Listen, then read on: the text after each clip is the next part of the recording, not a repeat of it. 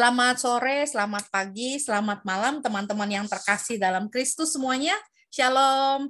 Selamat datang kembali di acara kami bersama-sama dengan PDK Maria Bunda Allah. Pada hari ini kita akan kembali untuk bersama-sama dengan Mami Chun Wahono dalam sesi kedua pengajaran tentang darah Kristus.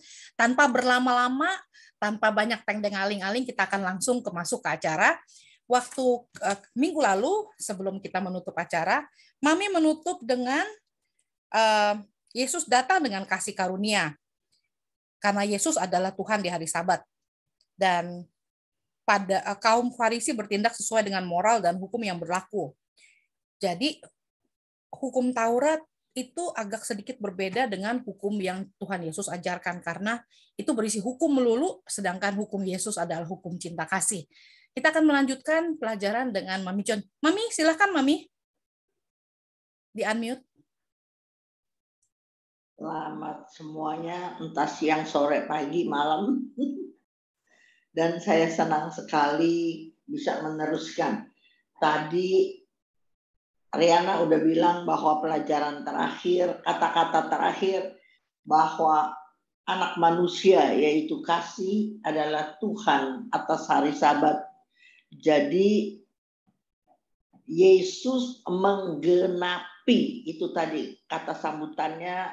Riana bilang Yesus menggenapi dengan kasih karunia, sebab di perjanjian lama tidak ada pengampunan dosa. Ingat ya, nanti kita lagi belajar ya.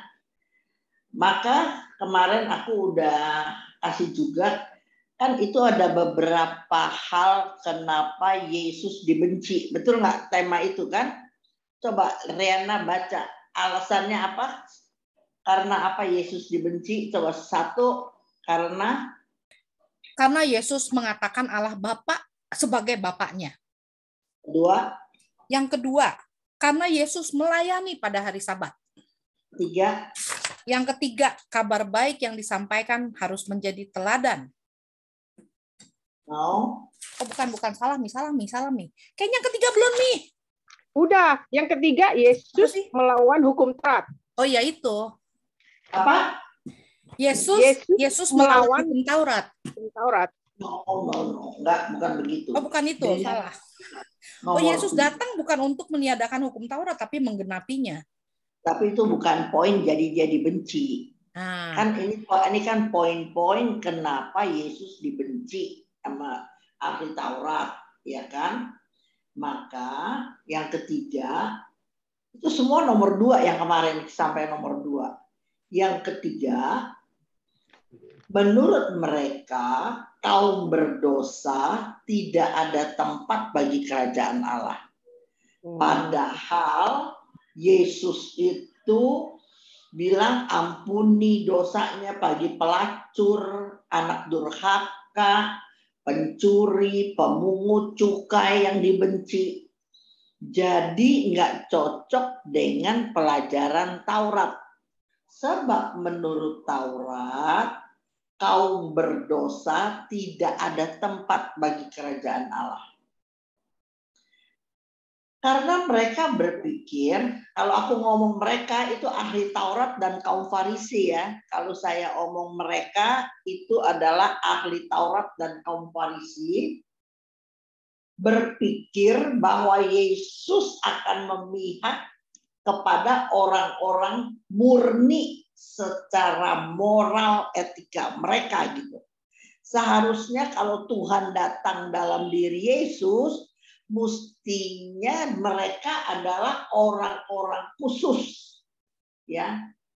Tahu-taunya Yesus dalam perjalanan pelayanannya dia bilang sama Magdalena, dosamu diampuni, jangan berbuat dosa lagi. Cerita tentang anak durhaka, maka bapak yang lari samperin anak ketika anak udah berdosa kayak begitu. Orang Lewi, pemungut cukai, dia bilang mari ikut aku, ya. Jadi mereka menentang Yesus. Kenapa? Karena menurut hukum Taurat, Roma 6 ayat 23, sebab upah dosa adalah maut. Nah, jadi mereka berpegang kepada Taurat, maka seharusnya orang penjahat segala yang tadi harusnya mati. Tahu-taunya Yesus kok bilang dosamu diampuni, jangan berbuat dosa lagi. Siapa dia gitu ya.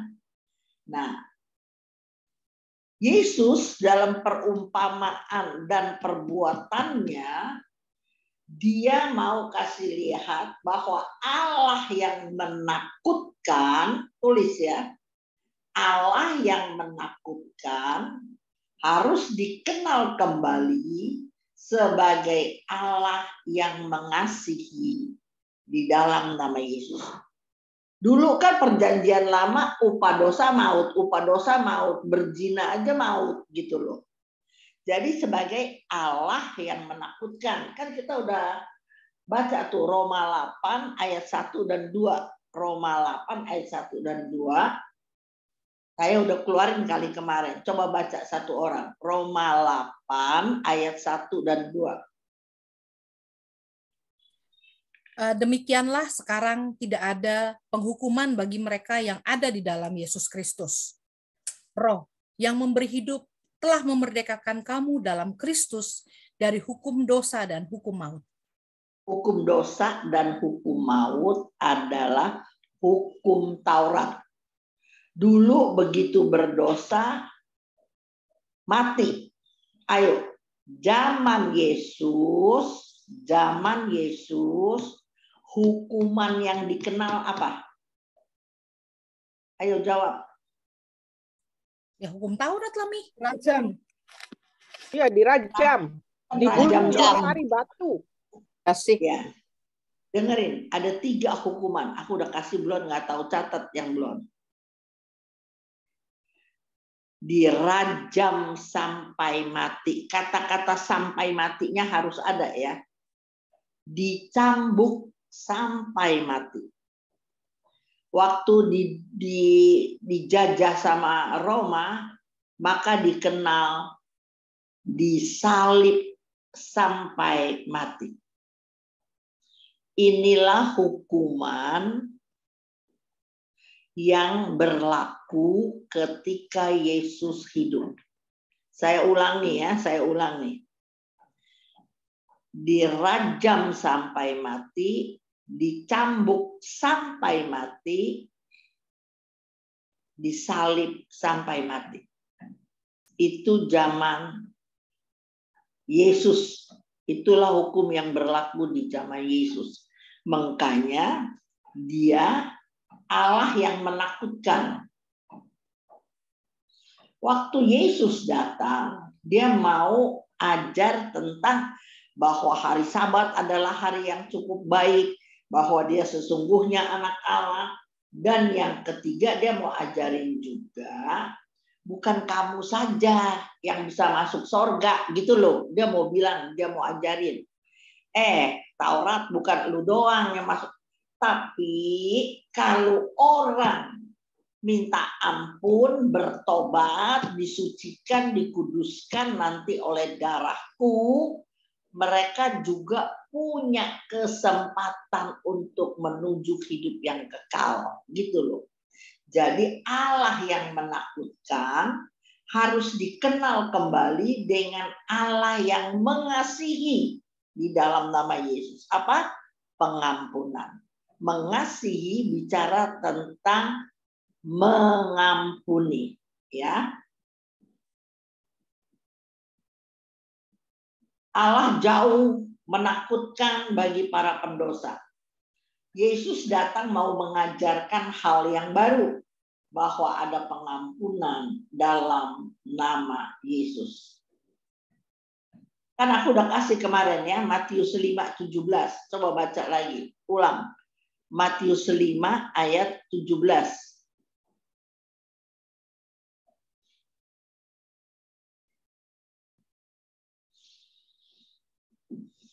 Ya. Oke, Matius 5 ayat 17. Janganlah kamu menyangka bahwa aku datang untuk meniadakan hukum Taurat atau kitab para nabi. Aku datang bukan untuk meniadakannya, melainkan untuk menggenapinya. Dengan apa, Riana? Digenapi dengan apa, Riana? Dengan salibnya, Mami. Aduh. Usah mulut gua begitu. Oh ya, sorry.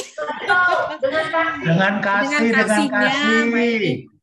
Dengan kasihnya, yaitu pengampunan. Ingat ya, kalau ayat ini keluar ya, selalu dengerin Eli Wong segala nih ya.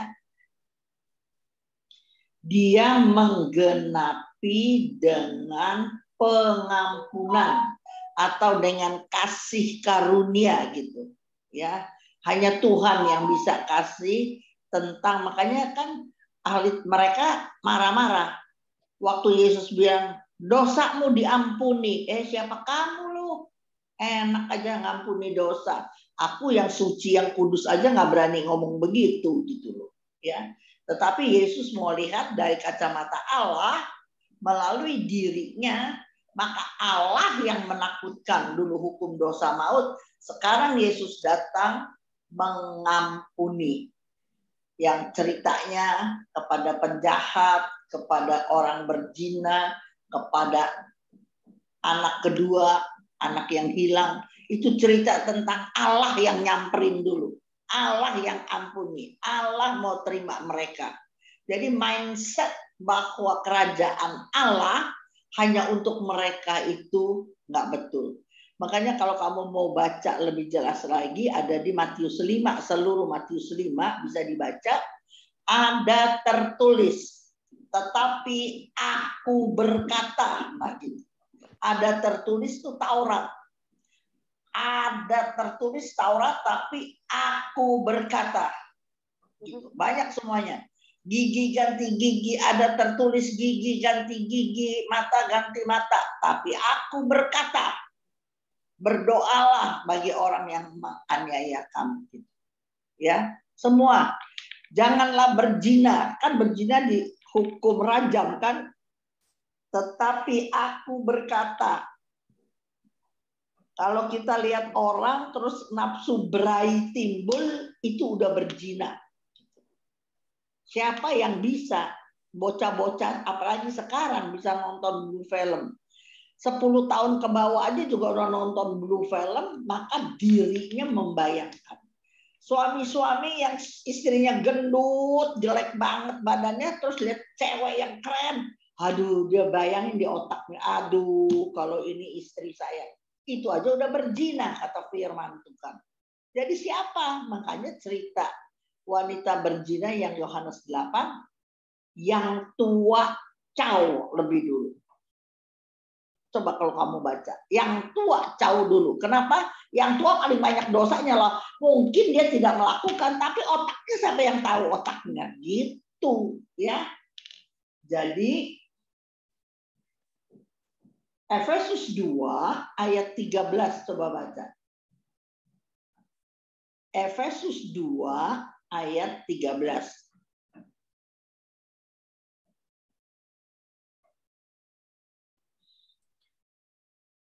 Tetapi sekarang di dalam Kristus Yesus, kamu yang dahulu jauh sudah menjadi dekat oleh darah Kristus. Ya, itu ada ayatnya aku ngomong ya. Dulu mesti ngomong melalui para nabi di perjanjian lama.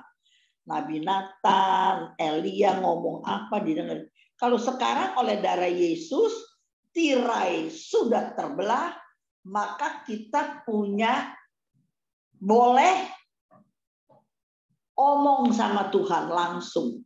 Karena tirai udah robek. Jadi kita nggak usah pakai melalui nabi. Kalau kita baca firman setiap hari, doa setiap hari, bergaul dengan Allah, maka Allah bisa berinteraksi dengan kita personal. Ya, personal. Baca firman, doa saban hari, maka Allah bisa berelasi dengan kita. Coba baca lagi ayat 17-18-nya dari Efesus 2. 17-18-nya. Ia datang dan memberitakan damai sejahtera kepada kamu yang jauh dan damai sejahtera kepada mereka yang dekat. Oleh karena Dia, kita kedua belah pihak dalam satu roh beroleh jalan masuk kepada Bapa. Keren nggak tuh? Ini yang tadi saya omong. Jelas sekali itu. Ada ayatnya yang saya omong. Ya. Mami, Mami tolong jelasin dong ini yang tadi maksudnya gini. Ia datang dan memberikan damai sejahtera kepada kamu yang jauh dan damai sejahtera kepada mereka yang dekat. Ya, dulu kan orang bilang, mereka, jadi si ahli Taurat kaum Farisi, nggak ada tempat. Lu dosa, nggak ada tempat. Orang kalau bilang nggak ada tempat bagi kerajaan Allah kan hilang damai sejahtera, sukacita. Maka dia bilang damai sejahtera hanya kepada mereka yang dekat. No. Tetapi walaupun dia jauh, tapi kalau dia bertobat, nah, kan mindsetnya belum dilahirkan kembali. Dia yang jauh, kata ahli Taurat sama kaum Farisi, Yesus tuh siapa? Kata hukum Musa, orang berdosa itu upahnya maut. Upah dosa maut. Kamu nih anaknya si Usup, anaknya si Maria, berani berkata, dosamu sudah diampuni. Maka dengan pengampunan melalui darah Kristus, orang yang jauh bisa menjadi dekat dan menerima damai sejahtera dan sukacita Allah. Susah-susah, ya kita aja lah, kita kan tahu nih, kita dulu dosa, segala dosa. Kalau sekarang kita bisa punya damai sejahtera, sukacita, tenang, berani nggak balas kejahatan dengan kejahatan, berani diem, sabar, ngalah. Kekuatan siapa? Kekuatan Allah yang udah deket, yang udah ada di dalam diri kita. Ya, maka oleh Yesus kita nih dari orang yang jauh atau yang dekat, di dalam satu roh beroleh jalan masuk kepada Bapa. Dedek jelas apa enggak, Dedek? Jelas ya? Oke. Ibrani 10 ayat 1. Kita masuk mulai dalam ya, pelan-pelan. Ibrani 10 ayat 1.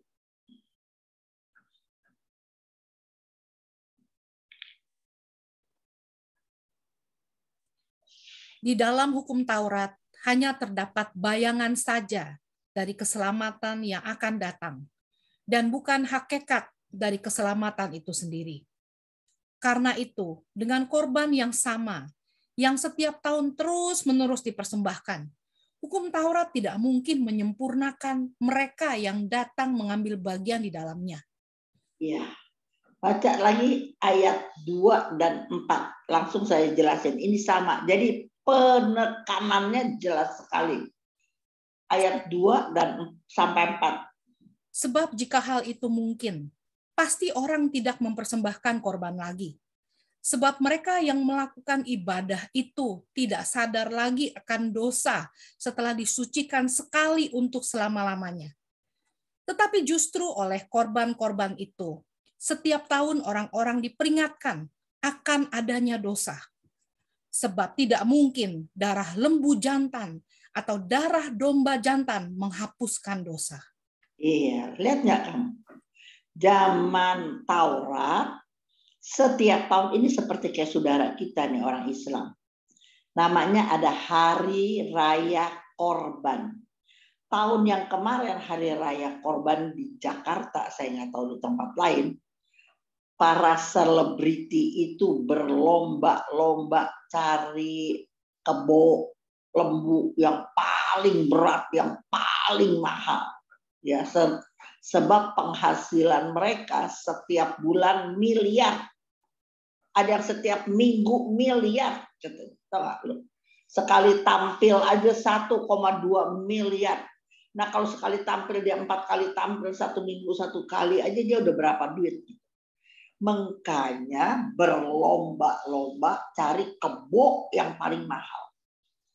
ya, dengan persembahkan korban, dikata firman, bagus sekali, coba perhatiin, kamu ngerti nggak nih?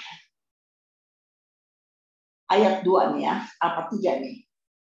Tidak sadar lagi akan dosa setelah disucikan untuk selamat. Tetapi oleh justru korban itu setiap tahun orang diperingatkan akan adanya dosa. Jadi enak nih, begini nih, enak sekali. Kalau saya dosa, dengerin ya, saya berbuat dosa, saya tinggal kasih korban. Maka saya tidak takut berbuat dosa lagi. Kalau saya tahu berdosa, gampang. Ntar hari raya korban, aku kasih kerbau 10. Makanya Anda lihat orang-orang pejabat, selebriti yang kaya-kaya, kasihnya sampai masuk di mass media. Kasih 10 kebo, kasih kebo yang paling bagus, apa-apa semua dia kasih. Zakatnya dia bagi-bagi satu kampung dia segala gitu. Sebab dia pikir dengan kasih korban dosa dia dihapus. Bisa nangkep ya? Jadi aku nggak takut dosa, biarin aja gue dosa. Nanti pas hari raya korban aku bayar. Jadi di sini dibilang sebab tidak mungkinlah darah lembu jantan, darah domba jantan menghapus dosa. Nggak mungkin. Dia cuma bayangan. Ingat ya. Bayangan. Perjanjian lama, tulis ya. Perjanjian lama adalah bayangan apa yang terjadi pada perjanjian baru. Nah, ini jelas nih. Ibrani 9 ayat 9 dan 10. Ini susah loh, kalian kalau nggak ngerti tanya kayak Dedek ya. Ini kalau kalian nggak ikutin belajar benar-benar kalian nggak ngerti. Ibrani 9 ayat 9 dan 10. Itu adalah kiasan masa sekarang. Sesuai dengan itu dipersembahkan korban dan persembahan yang tidak dapat menyempurnakan mereka yang mempersembahkannya menurut hati nurani mereka. Karena semuanya itu, di samping makanan, minuman, dan berbagai macam pembasuhan, hanyalah peraturan-peraturan untuk hidup insani yang hanya berlaku sampai tibanya waktu pembaharuan. Nah, lihat nggak ya? Pembaharuan apa ya? Perjanjian baru. Waktu Yesus mati. Waktu pembaharuan maka kita nggak perlu lagi. Nih, baca terus. Ini bagus sekali ya. Mami, tunggu deh tanya ya. Ini kan ya. Ibrani ini dari perjanjian baru. Ya.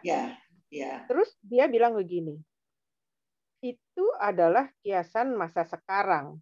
Sesuai dengan itu dipersembahkan korban dan persembahan yang tidak dapat menyempurnakan mereka yang mempersembahkannya menurut hati nurani mereka. Iya, hati nurani. Yang baru kan? Iya, karena semuanya. Sebab dia bilang, oh itu cuma peraturan untuk hidup insani. Maka dijelasin, nih perjanjian lama berbuat ini nih. Sebenarnya, kata penulis Ibrani, sebenarnya itu cuma peraturan untuk hidup insani. Hati jadi lego. Kalau saya berdosa ya, aku udah potong kebo yang gede 2. Aku nih udah lego. Aku sudah diampuni. Maka besok gue dosa lagi, gue nggak apa-apa. Karena mereka itu kan mereka menurut hati nurani mereka doang. Hati nurani. Jadi kalau hati nurani aku bilang begini, kayak lu udah dong berbuat jasa. Salah sama orang. Biasa paling sering. Terus kita kasih dia segala apa. Dia nggak ngomong, sorry ya, tadi saya salah. Tapi dia kasih segala-galanya. Ini banyak loh suami-suami begini. Aku bilangnya.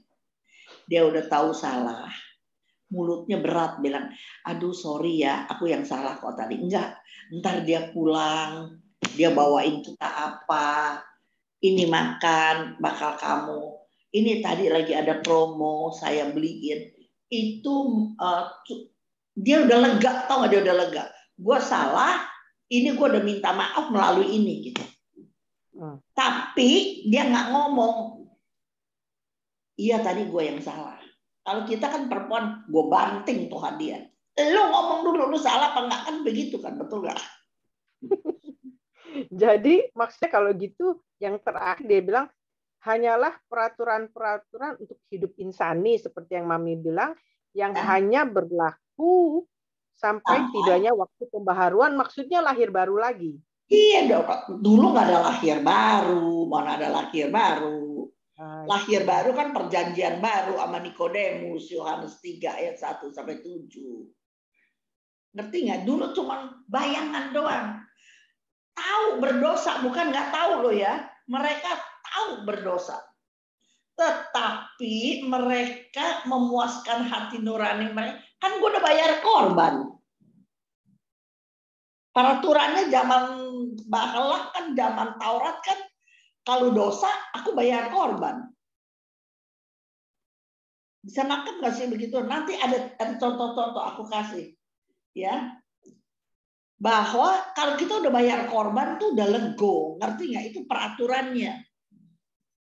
Korban penghapus dosa, korban syukur, korban segala macam gitu. Coba baca lagi 13 sampai 15. Ibrani 9, 13 sampai 15. Sebab jika darah domba jantan dan darah lembu jantan dan dipercikan abu lembu muda menguduskan mereka yang najis, sehingga mereka disucikan secara lahiriah. Garis bawahi. Disucikan secara lahiriah. Cuman puas doang, puas. Saya udah bayar korban gitu. Disucikannya cuman menurut peraturan. Kalau kamu dosa, kamu harus kasih korban. Jadi disucikan secara lahiriah. Sampai sini udah makin jelas ya. Terus 14. Betapa lebihnya darah Kristus yang oleh Roh yang kekal telah mempersembahkan dirinya sendiri kepada Allah sebagai persembahan yang tak bercacat, akan menyucikan hati nurani kita dari perbuatan-perbuatan yang sia-sia, supaya kita dapat beribadah kepada Allah yang hidup. Lihat nggak ya? Kalau Yesus datang, dia mengubah mindset kita, mengubah hati nurani kita. Maka dia menyucikan dari dalam. Ingat, kalau yang secara lahiriah ada polisi, gue nggak terjang tuh lampu merah. Tetapi kalau nggak ada polisi, gue terjang. Gitu. Tetapi kalau hati nurani kita sudah disucikan, ada polisi, nggak ada polisi, aku mau taat. Banyak orang kerja nggak boleh main HP. Tapi kalau di kamar sendirian segala dia mau, nggak ada yang tahu. Tapi pinter, sekarang ada CCTV di mana-mana. Maka orang rebutan ke WC. Di WC nggak ada CCTV. Jadi kalau orang udah kelamaan dia nungguin mau ke WC, yang beneran mau ke WC, ini lama digedor. Lu jangan main HP lu ya, cepetan. Gitu. Itu udah biasa di kantor-kantor. Kalau ke WC-nya kelamaan tuh pasti lagi telepon gitu, lagi main WA. Jadi kalau dia udah nungguin semenit, 2 menit nggak kedengeran gerubyur aja, nggak digedor. Itu yang cerita aku lebih dari 5 orang. Cepetan ya, lu jangan main HP, udah berani aja gitu. Emang itu yang dilakukan gitu. Ingat ya, lihat di Ibrani 9 jelas sekali. Ayat 13, kalau kasih persembahan korban, disucikan secara lahiriah. Tapi darah Yesus menyucikan hati nurani kita dari perbuatan yang sia-sia. Supaya kita dapat beribadah kepada Allah yang hidup, bukan Allah yang mati. Terus ayat 15. Karena itu, ia adalah pengantara dari Yesus. Karena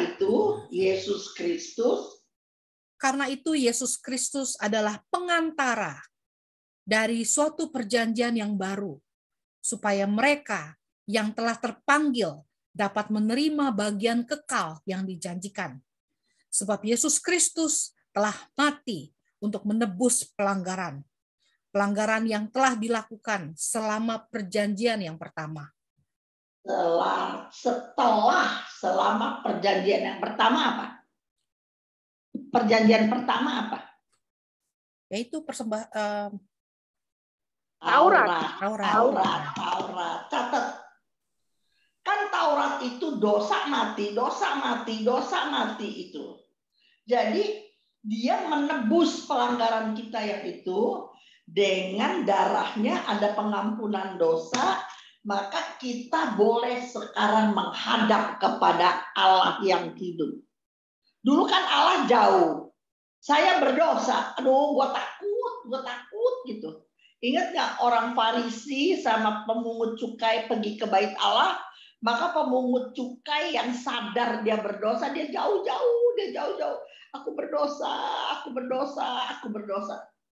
Maka si Farisi, aku dong puasa, aku dong kasih persembahan, aku dong. Jadi dia rasa dia adalah kaum yang murni, yang suci. Jadi bagi mereka lah, mereka pikir kerajaan Allah masuk surga bakal dia. Bukan katanya bakal si pemungut cukai itu loh.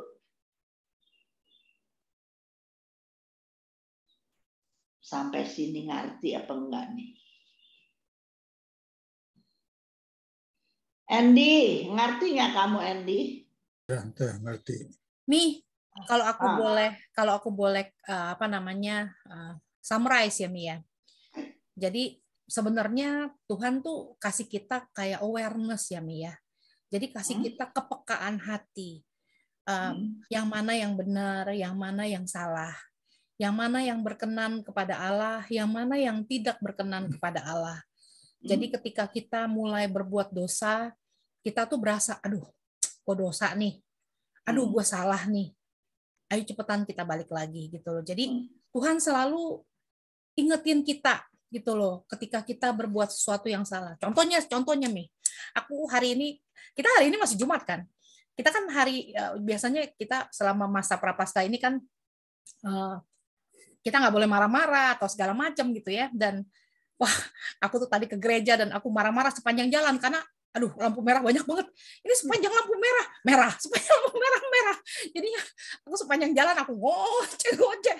Terus begitu.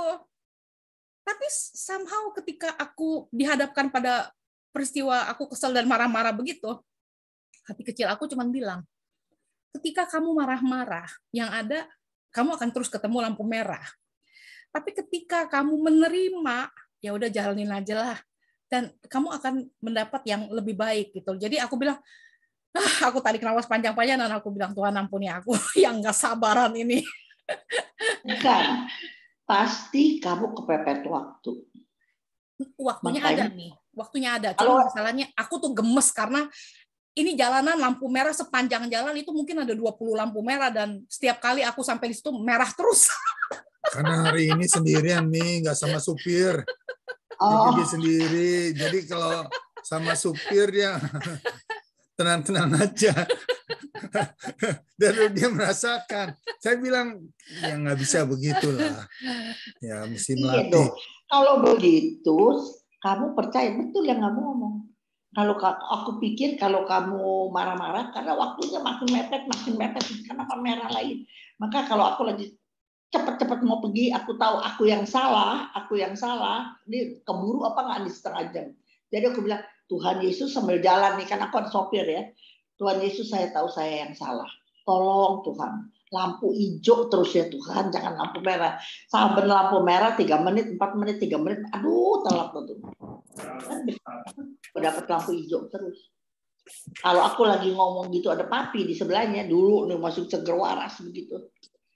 Lah ilah lampu merah hijau aja minta sama Tuhan.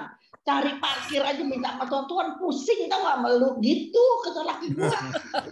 Kamu minta Tuhan. Tetapi, nah aku didik anak-anak begitu. Buktinya Edward kalau mau ke mall susah parkir, pas sampai ada orang tua, nah aku mesti ngomong sama sopirku. Lihat tiduran, tadi kita doa. Biar dapat parkir. Kemarin baru mau makan soto. Udah macet, udah penuh. Bawa papi, bawa adik saya yang udah pakai rolator. Masa kita baru nyampe persis di depan depotnya, mobil keluar, Alphard lagi. Jadi gede kan? Kita tinggal masuk.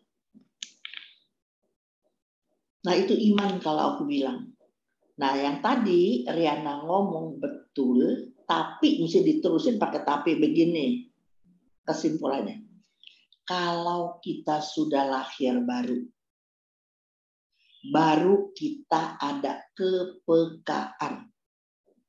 Kalau kamu belum dilahirkan kembali, kamu nggak punya kepekaan. Aduh saya nggak boleh ya begini, nggak boleh ya.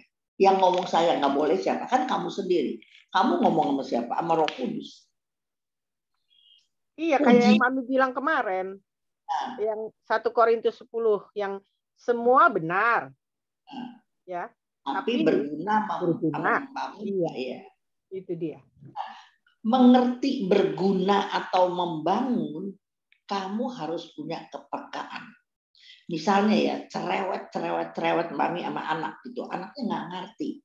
Yang dia lihat maminya cerewet. Yang dia lihat maminya bawel, ngomong yang sama.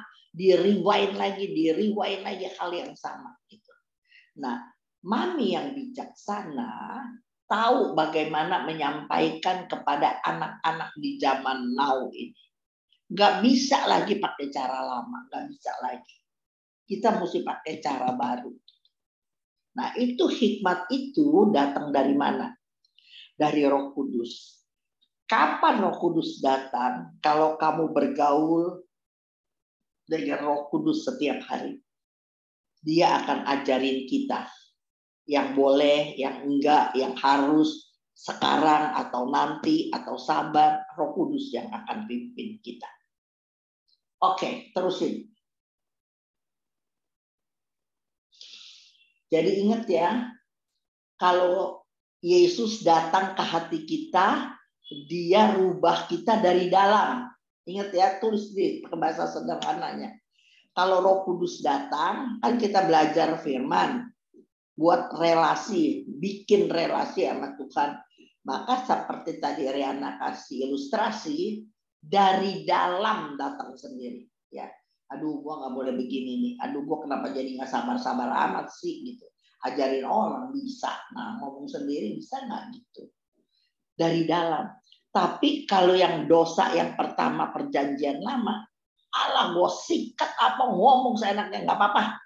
Ntar gue bayar persembahan. Gue tahu kok gue dosa, gue tahu. Gampang, ntar gue kasih aja persembahan, beres. Cuma menyucikan secara lahiriah. Sampai sini teman-teman bisa nangkep apa enggak? Jelas apa enggak ini? Ya. Jadi ya, jelas, Bu. Ya, jadi jangan begini, kamu berbuat dosa, terus kamu baikin, kasih hadiah, kasih makanan. Tapi besok-besok kamu dosa lagi sama dia, makiin dia lagi, ngomong yang seenaknya aja. Ah, nggak apa-apa. Ntar gue beliin lagi, gue ajak makan lagi, gue ajak ini. Kamu bebas. Sebenarnya no. Kamu ngomong yang jahat sama orang. Dia udah tertanam di hatinya. Dan itu bisa mematikan. Orang bisa. Ya. Si Yosi nanya nih. Ini sebelah barusan. Kan waktu dulu katanya Mami bilang ada menghujat Roh Kudus itu tidak ada pengampunan. Kalau ini, kalau menurut itu jadi semuanya sebetulnya kan Yesus sudah mengampuni gitu loh. Ya. Makanya kan yang bagian itu, perikop itu, udah menerima kasih karunia orang. No, udah menerima, misal saya kasih perawan aja deh. Udah ikut pelayanan, masih muda. Tahu firman. Rajin doa. Anggap aja dia jadi WL lah gitu. Tapi umur 30 belum menikah. 35 belum menikah. Tahu-tahu di umur 42, bosnya orang Islam, istrinya mati. Dia kerja udah puluhan tahun di situ. Bosnya mau kawinin dia. Jadi nyonya bos. Tapi syaratnya lu mesti masuk agama gua. Orang yang udah kenal kasih karunia, mengenal cerita pengampunan, cerita firman, semua dia udah kenal. Tapi demi akan jadi nyonya bos. Maka dia bisa ngomong, ya kan nggak apa-apa. Tuhan itu kuasa. Nanti saya akan buat dia ikut Tuhan Yesus. Dan dia baca syahadat. Dia masuk Islam. Memang kita nggak boleh menghakimi, memang. Tapi orang yang macam begini, yang udah pernah mengalami kasih karunia Allah, sadar tentang keselamatan, tetapi dengan sadar menghujat. Itu kata firman, tidak ada ampun lagi. Gitu tuh. Kenapa nggak? Kalau, dengerin nih kalau yang ada yang belum kawin. Kasih ngomongan sama anak-anak muda. Kalau lagi pacaran,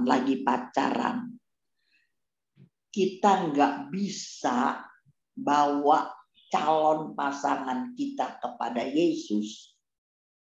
Nanti kalau udah kawin lebih berdarah-darah, kamu bawa dia kepada Yesus. Bukan nggak bisa, bukan bisa, tapi berdarah-darah aku bilang. Apaan Dedek? Kata si Yosi bilang apa? Yosi bilang, udah balik, ya balik lagi. Minta ampun, diampunin dong. Nggak bisa. Ada dosa yang tidak diampuni, ada dosa yang diampuni. Bahasa aslinya hamatia. Dosa yang diampuni apa? Dia berbuat salah tapi dalam ketidakpengetahuan dia. Catat sedikit. Hamatia itu dosa yang diampuni. Aku punya pelajarannya itu. Ya. Jadi saya tepekong. Habis karena papi mami saya tepekong, jadi saya ikut tepekong. Terus saya ke kuburan. Popi pengan ya oma, popi pengan ya popo, kungkung, popi pengan. Masa minta popi pengan sama popo sama akong. Minta popi pengan kan kepada Tuhan. Tapi kan dalam ketidakpengertian. Nah itu dosa diampuni. Bisa nangkep ya? Itu pelajaran sendiri. Tapi kalau yang tadi tidak diampuni, udah mengenal kasih karunia Allah. Udah aktif jadi WL. Udah hafal ayat-ayat. Tetapi karena kebutuhan udah 40 lebih. Ini mau jadi nyonya bos yang dia udah kenal puluhan tahun. Bosnya baik segala apa. Maka dia tukar. Kesenangan dia. Kebutuhan dia. Dia tukar dengan pengorbanan Yesus di atas kayu salib. Nah, orang yang begini, yang kata firman, tidak ada ampun bagi dia. Habis dia mau diampunin sama apa lagi? Kalau kita yang belum ngerti, diampuni oleh darah Yesus. Dia udah ngerti kok. Gitu. Itu pelajaran lain ya. Oke. Bisa ngaku dosa dong. Tanya Mi. Nah sekarang masalahnya adalah, ya kita tahu lah. Contoh. Pasti Mami juga udah pernah nonton film yang namanya Godfather kan. Jadi orang-orang mafia di Italia yang zaman dulu tuh yang habis ngebunuh terus ngaku dosa. Ngebunuh lagi, ngaku dosa lagi. Ngebunuh lagi, ngaku dosa lagi. Jadi kan sifat mereka kan nggak beda jauh dengan orang-orang Farisi dong, Mi. Ya kan? Jadi mereka tuh menganggap pengakuan dosa tuh adalah cuman buat ngebayar utang mereka. Cuci dosa mereka. Cuci dosa, udah gitu terus mereka bisa kembali lagi ke Tuhan. Unfortunately itu yang banyak terjadi, orang-orang yang nggak ngerti. Mereka pikir ngaku dosa kita cuman ngaku dosa doang gitu loh. Padahal makanya kenapa sekarang gereja merubah pengakuan dosa bukan cuma sekedar pengakuan dosa, tapi adalah sakramen rekonsiliasi. ketika kita berekonsil dengan Tuhan, ketika kita sungguh kembali ke hati Tuhan, menyesali dosa-dosa kita dan dan bersatu kembali dengan Tuhan. Dan berjanji tidak mau berbuat lagi. Nah, itu yang seperti tadi kamu ngomong. Udah lampu merahnya 10, kamu marah-marah. Nah, terus Roh Kudus ngomong, lu ngapain marah-marah? Makin ada merah terus nanti di depan. Nah, itu yang ngomong siapa? Makanya tadi kan respon saya adalah, tadi dengar nggak tadi respon saya? Orang baru punya kesadaran Tuhan omong di dalam diri kita kalau kita sudah lahir baru. Ingat tadi. Nah, si mafia kagak lahir baru. Dia masih Taurat. Dia masih pikiran lama. Dia manusia lama. Dia pikir dengan korban. Kita orang Katolik dengan masuk kamar pengakuan. Sudah dicuci ini dosa kita. Bukan begitu. Makanya penting apa nggak penting tuh orang dilahirkan kembali. Coba pikir sendiri. Aku rasa sih dengan pengajaran seperti ini semestinya semua orang lahir kembali. Kalau semuanya dengerin firman gue. Kalau orang cuma ngomong kulit, kagak ngerti dong. Bisa nangkep nggak? Makanya saya ngomong pelan-pelan pelajaran ini. Saya sangat berharap kelas-kelas seperti Riana, Dede, Akhir, Eli Wong, itu orang-orang lama semua, itu Yudi bisa jadi speaker. Ketika ada satu kejadian, nggak apa-apa, ntar minta ampun aja lagi, minta ampun lagi. Loh, itu kebiasaan loh, nggak boleh. Ini aku baca ya dari banyak pendeta, dari buku, dari sautan, soal siapa? Soal Ahok. Baru belum lama kan? Ahok menceraikan siapa bini itu namanya? Karena matiin, jangan recording. Oke. Sekarang kita masuk poin yang keempat. Coba ulang lagi sekali, Riana. Kenapa mereka benci Yesus? 1. Mereka benci Yesus karena Yesus mengatakan bahwa Allah Bapa adalah Bapaknya. 2. Yesus melayani pada hari Sabat. Yesus Tuhan adalah Tuhan atas hari Sabat. Yang ketiga, menurut mereka atau ahli Taurat, kaum berdosa tidak punya tempat di surga, sementara Yesus mencintai dan bergaul dengan orang-orang yang berdosa. Betul. Yang keempat sekarang. Keberadaan Yesus membuat mereka terancam hari depannya. Keberadaan Yesus membuat mereka terancam hari depannya. Ini kan sangat masuk akal. Kalau kita punya toko, punya depot bakmi, tahu-taunya ada rumah seberang, 3 kapling, rukonya bagus, mewah, dia mau bikin bakmi lagi restoran. Nah, kita merasa terancam kan? Tadinya kita paling laku. Nah, sama begitu. Maka karena dia punya kuasa, dia punya wibawa sebagai ahli Taurat dan kaum Farisi, apa yang dia buat? Coba. Yohanes 12 ayat 17. Jadi keberadaan Yesus membuat mereka terancam ya. Ya ini yang mereka takut ya. Yohanes 12 ayat 17 ketika Yesus. Coba baca dulu dan 12:17. Orang banyak yang bersama-sama dengan dia ketika ia memanggil Lazarus keluar dari kubur dan membangkitkannya dari antara orang mati, memberi kesaksian tentang dia. Nah, lihat nggak?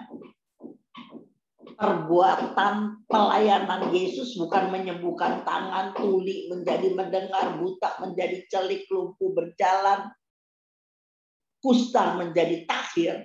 Sekarang dia kasih pelayanan orang mati udah 3-4 hari, dia panggil keluar. Ya gemparlah seluruh kota, pasti gempar. ya kan? Coba baca ayat 19-nya, baca ayat 19-nya. Maka kata orang-orang Farisi seorang kepada yang lain, kamu lihat sendiri bahwa kamu sama sekali tidak berhasil. Lihatlah, seluruh dunia datang mengikuti dia. Seluruh dunia, bayangin. Padahal kan sekitar Israel doang. Tetapi semua orang ini datang mengikuti Yesus. Ya kita nggak pernah buat begitu, pakai bahasa sederhana bilang gini, aduh si Yesus itu luar biasa. Kalau dia berbuat begitu terus, kita nggak pernah berbuat kayak begitu. Gimana? Yohanes 11 ayat 47-48, coba baca.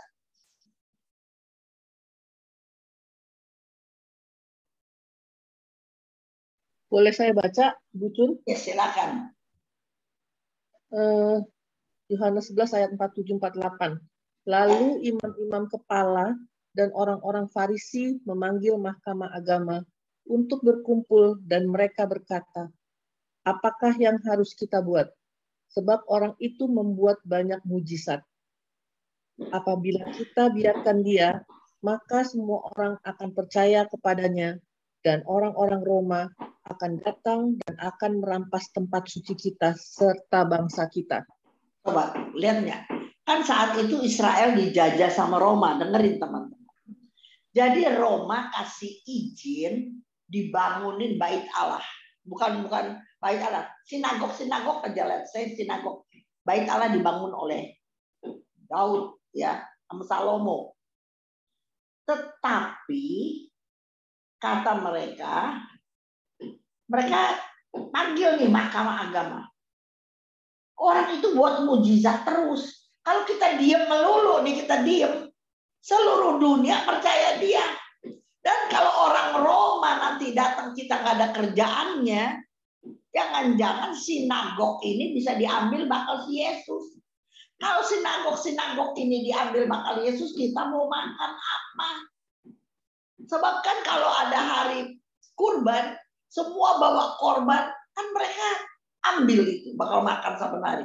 Ada persembahan, mereka ambil itu semuanya. Emang bakal orang Lewi, mereka kan orang Lewi. Jadi mereka hari depannya, hidupnya tergantung dari persembahan umat. Sekarang kalau umat semua larinya ke Yesus, ini nih, stopin recording. Saya ulang ya. Jadi orang-orang atau mereka takut kalau sinagog tempat mereka berdoa dirampas lagi oleh orang Roma, dikasihnya Yesus. Nah kalau dikasih Yesus, mereka mau makan apa? Hidupnya mau pakai apa? Gitu ya. Coba kita lihat sekarang Matius 26. Matius 26 ayat 63-66.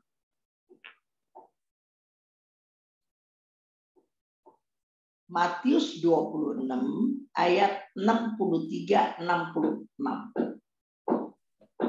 Tetapi Yesus tetap diam. Lalu kata imam besar itu kepadanya, demi Allah yang hidup, katakanlah kepada kami, apakah engkau Mesias, anak Allah atau tidak? Jawab Yesus, engkau telah mengatakannya. Akan tetapi aku berkata kepadamu, mulai sekarang kamu akan melihat Anak Manusia duduk di sebelah kanan Yang Maha Kuasa dan datang di atas langit-langit, di atas awan-awan di langit. Maka imam besar itu mengoyakkan pakaiannya dan berkata, ia menghujat Allah. Untuk apa kita perlu saksi lagi? Sekarang telah kamu dengar hujatnya. Bagaimana pendapat kamu? Mereka menjawab dan berkata, ia harus dihukum mati. Iya. Anda lihatnya. Mereka yang seharusnya mengerti Taurat tetapi tidak mengenal siapa Yesus. Mereka takut tersaingi. Kalau mereka disaingi, orang sedunia datang kepada Yesus, mereka mau hidup apa? Ya kan? Tetapi kan dia bilang gini, ya harus dihukum mati. Jadi Yesus dicari orang-orang. Mau dihukum mati, mau dijual. Persis kayak Yudas. Kalau lu bisa bawa, ntar gua kasih duit. Begitu cari ada di mana. Tetapi ingat, tulis ini. Ketika belum saatnya untuk menyerahkan diri, tulis. Ketika belum saatnya untuk menyerahkan diri, Yesus menyingkir garis atau dia menghilang. Ini bahasanya ketika belum ada kairos Tuhan, waktunya Tuhan itu kairos. Sesuatu berjalan menurut kairosnya Tuhan, kita nggak bisa atur. Jadi kalau kalian berdoa, kenapa belum dijawab? Kalian mengharap sampai berapa lama? Nggak tahu. Itu kairosnya Tuhan. Itu kata Pengkhotbah 3 ayat 1. Segala apa ada waktunya. Maka ayat kedua banyak panjang sampai ayat ketiga. Tetapi baca aja ayat pertama. Nggak usah dibaca lah. Pengkhotbah 3 ayat 1 poinnya gini. Semua ada waktunya.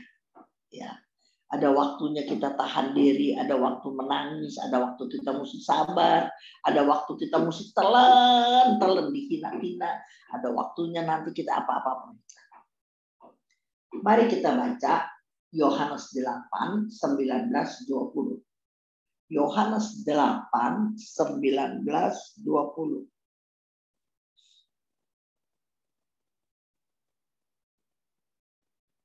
Maka kata mereka kepadanya, "Di manakah Bapamu?"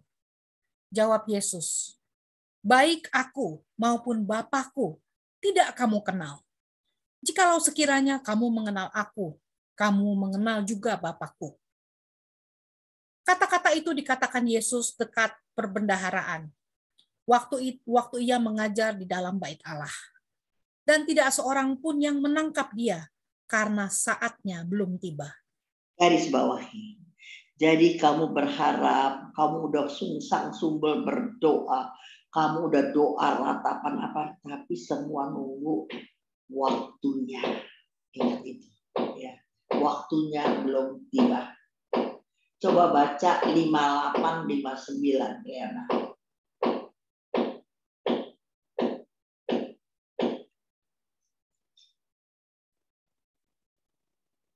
Boleh saya baca lagi? Ya silakan, Bu Lili.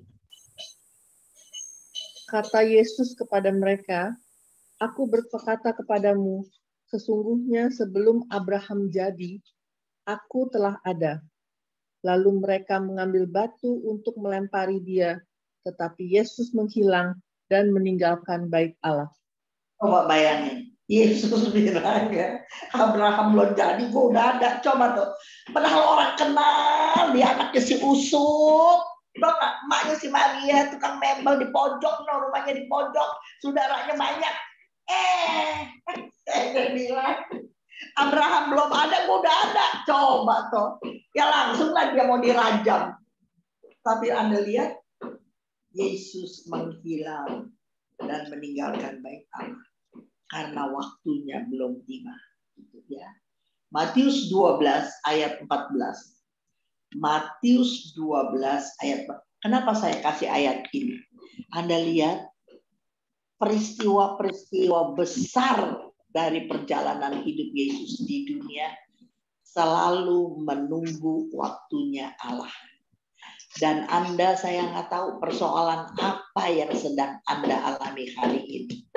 Dan Anda sudah berdoa, sudah puasa, sudah menanti-nanti. Kenapa kok ini belum tiba-tiba? Saya nggak tahu. Kalau kamu tanya saya nggak tahu. Ya kamu tanya siapa aja nggak tahu. Jangan tanya dukun, ntar disesatkan. Tetapi cerita di sini satu perikop begini aja nih, berapa ayat. Kamu belajar. Ada waktunya Tuhan. Diam aja selama kita menunggu waktunya Tuhan. Jalani hidup dengan damai sejahtera. Ya, jalanin aja. Jangan bersungut-sungut, jangan. Jangan komplain-komplain. Karena masa ini kamu harus lakukan. Masa ini kamu harus lewati, harus. Masa ini kamu harus jalani dalam hidup. Nanti ingat deh, percaya saya. Nanti di hari yang akan datang ketika kairosnya Tuhan, maka ketika kamu berjalan dalam lembah kekelaman ini, menjadi kesaksian yang dahsyat di hari yang akan datang. Waktu saya mengalami, saya diam, saya sabar, saya lapor. Waduh, keren aja kesaksian. Jalani aja, jangan takut. Kalau kamu mengandalkan Tuhan, kata ayat, Tuhan berjalan di depanmu waktu. Oke. Tadi saya suruh baca Matius 12:14 ya. Iya, betul. Silakan baca. Lalu keluarlah orang-orang Farisi itu dan bersengkongkol untuk membunuh dia. Tetapi Yesus mengetahui maksud mereka lalu menyingkir dari sana. Lihat ya, masih menyingkir. Coba baca Lukas 4:29-30. Ini ayat yang terakhir di mana Yesus nyingkir. Kalau belum waktunya, dia anak Allah aja dia nyingkir. Masa kita mau menentukan harinya? Harinya kapan nggak tahu. Nanti pas harinya datang, Tuhan yang akan kasih waktu. Dan kita akan tinggal yang santai aja. Udah beres semuanya. Ya, baca coba. Lukas 4:29-30. Mereka bangun, lalu menghalau Yesus keluar kota dan membawa dia ke tebing gunung, tempat kota itu terletak, untuk melemparkan dia dari tebing itu.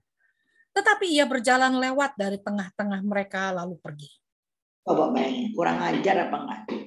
Dia datang untuk menyelamatkan kita. Masa dihalau kayak binatang? Hayo didorong, sampai dia ada di tebing gunung. Lihatin nggak? Maunya kan dijatuhin, dipermalukan, dia mati. Tetapi dia berjalan lewat dari tengah-tengah mereka lalu pergi. Ini aku suka pakai ayat ini bakal apa?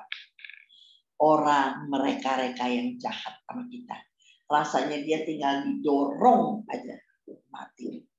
Tetapi kalau belum waktunya Tuhan bisa kasih jalan keluar yang tidak pernah kita pikir, yang tidak pernah ada di dalam hati. Allah sediakan bagi orang yang mengasihi dia. Luar biasa, luar biasa kalau aku bilang. Ya. Jadi ingat, ini ada pelajaran untuk kesehariannya. Sekali lagi sebagai yang ini aku mau bilang bahwa kalau belum waktunya, jangan takut. Makanya ada kata-kata terkenal, jangan pernah menyerah. Never give up. Sebab kita lebih dari pemenang. Kita harus jadi pemenang kehidupan. Bersama Yesus kita harus menjadi pemenang kehidupan. Ya. Bahwa apa tuh pemenang kehidupan? Kita bukan jadi penalu, tetapi kita bisa menjadi berkat. Itu kita jadi pemenang kehidupan. Siapapun kita, apapun kita, itu ada tuh. Nick J.J. apa orang Australia itu loh. Nggak punya kaki, nggak punya tangannya. Fuji Shepherd. Sekarang lu tahu nggak? Dia jadi penginjil keliling dunia. Yang dia bawa 7 orang, 8 orang. Dia yang tidak benar, cuma mulutnya doang Tuhan pakai. Nah itu jadi inspirasi saya Paul Edson. Ya, jadi nggak usah takut, nggak usah menyerah. Nah, Nick itu menjadi pemenang kehidupan. Dia tidak meratapi keadaannya. Dia nggak komplain sama Tuhan, kenapa saya begini. Tetapi seluruh keberadaan dia bisa menjadi berkat bagi banyak orang. Itu namanya pemenang kehidupan. Nah, ini ayat terakhir yang saya kasih. Maksudnya 1,5 jam ya. Yesus tahu kapan waktunya untuk menyerahkan diri sebagai penebus. Atau tujuannya hadir di dunia ini. Yohanes 13 ayat 1 sebagai ayat terakhir pagi hari ini. Yohanes 13 ayat 1.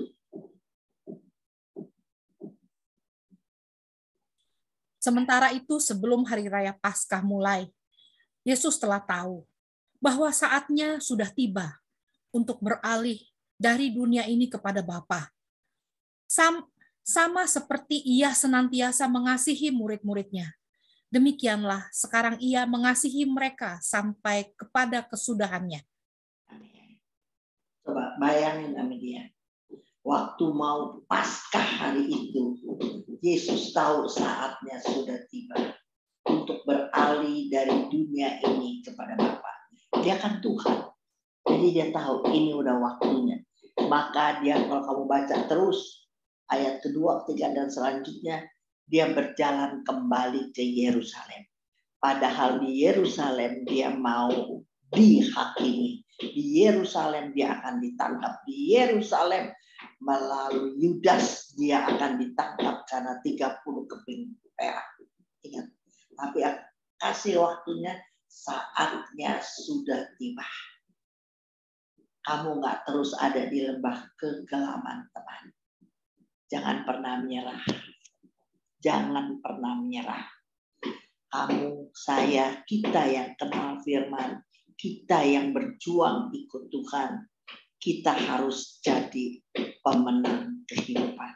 Yesus tahu dia akan menderita. Yesus tahu dia akan jalan salib. Tapi dia tetap kembali ke Yerusalem. Walaupun pasangan hidupmu tidak cocok, walaupun anakmu, kamu nggak mengandalkan mereka semua. Kamu andalkan Tuhan. Maka ketika waktunya sudah tiba, bakal kamu dimuliakan. Nantikan itu dengan damai sejahtera sukacita. Amin. Apalagi ini masa prapaskah. Jangan bersungut-sungut, jangan komplain. Aku senang tadi Dana bilang, puasanya mungkin kalian udah cukup kuat puasa, nggak makan ini. Mari puasa. Jangan sautin kalau orang jahat sama kita. Jangan bales. Apa puasa kita? Doain orang yang jahat sama kita. Berkati orang yang jahat sama kita. Lakukan sesuatu. Nanti apa yang kamu tabur, kamu akan tuai. Amin. Amin. Amin nih, thank you banget hari ini untuk waktunya, kebersamaannya bersama-sama dengan kita pada sesi kedua. Kita akan melanjutkan sesi ketiga minggu depan. Waktu dan jam yang sama, tapi minggu depan karena kita berbeda waktu, jadi di Indonesia kita akan mulai jam 7 pagi. Ya, kita akan buka line jam 6.30, seperti biasa setengah jam sebelumnya saya buka kesempatan untuk yang mau masuk pagian untuk kita boleh sharing, kita boleh cerita, kita boleh saling berkenalan. Dan saya akan share screen. Bagi teman-teman yang ingin memberikan persembahan kasih untuk Mami Chun dan untuk ministry Mami Chun, silakan mengirimkan Zelle ke Priscilia G di Amerika, nomor 917-753-5876. Atau bisa juga dikirim ke PayPal ke prisdeni@gmail.com. Dan bagi teman-teman yang di Indonesia, boleh dikirimkan ke Yosi Santoso, BCA Cabang Semarang, account number 1822222077. Dan bagi yang teman-teman di Indonesia yang ingin mengirimkan, yang sudah mengirimkan atau transfer ke account-nya Yosi, tolong di WhatsApp ke saya 650-580-3488 dengan kode area 1 Amerika. Jadi saya tahu siapa-siapa yang sudah mengirimkan ke account-nya Yosi. Jadi saya bisa pantau. Dan terima kasih untuk kemurahan hati teman-teman, kebaikan hati teman-teman yang sudah memberikan persembahan kasih untuk acara-acara kita. Semua acara kita, dari kita, oleh kita, dan untuk kita, 100% persembahan kasih dari teman-teman akan kita berikan ke Mami Chun atau ke pembicara-pembicara kita yang ada. Dan sebelum kita akhiri acara kita pada hari ini, saya akan mengundang Ibu Lili untuk doa penutup. Silakan Bu Lili. Oke, baik. Mari kita berdoa bersama dalam nama Bapa dan Putra dan Roh Kudus. Amin. Ya Tuhan, kembali kami sujud kehadirat-Mu yang kudus pada hari ini.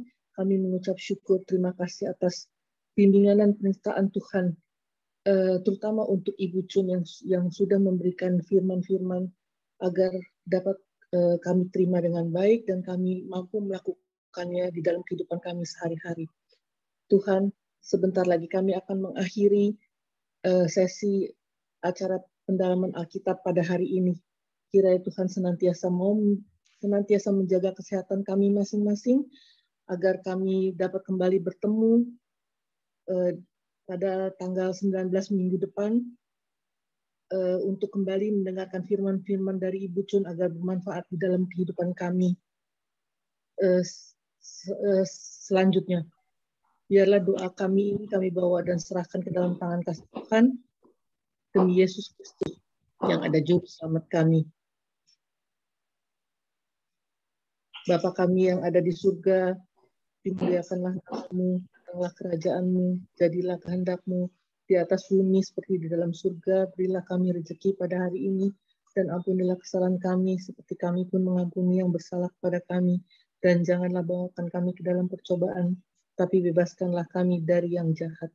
Salam Maria, penuh rahmat, Tuhan sertamu, terpujilah engkau di antara dan terpujilah buah tubuhmu Yesus. Santa Maria Bunda Allah, doakanlah kami yang berdosa ini sekarang dan waktu kami mati. Amin. Kemuliaan kepada Bapa dan Putra dan Roh Kudus seperti pada permulaan, sekarang, selalu, dan sepanjang segala. Amin.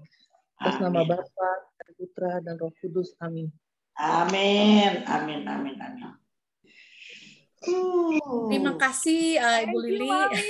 Terima kasih Mami. Terima kasih teman-teman semua yang sudah menghadiri acara kita pada hari ini. Terima kasih dan puji Tuhan kita bisa belajar tentang kasih dan kebaikan Tuhan yang sungguh luar biasa dalam kehidupan kita, dan saya percaya banget kalau begitu banyak orang yang membutuhkan penguatan ini, begitu banyak orang yang saat ini sedang dalam kesulitan dan kesusahan hidup mereka, dan mereka menantikan waktu Tuhan dalam kehidupan mereka yang boleh datang. Dan saya percaya banget nih, waktu Tuhan selalu indah, tepat pada waktunya. Iya, betul. Yang pertolongan Tuhan nggak pernah datang terlambat. Tuhan selalu bekerja pada waktunya. Amin. Yang penting kita percaya ya. Terima kasih Riana. Ya, thank you semuanya. Thank you Mami. Sampai bertemu nanti minggu depan ya semua Mami. Thank you. Ya. Tolong sharing ke teman-teman yang lain supaya mereka juga bisa ikutan belajar bersama-sama. Oke, see you next week. Sampai ketemu. Bye. Sampai minggu depan. Sampai minggu depan. Bye.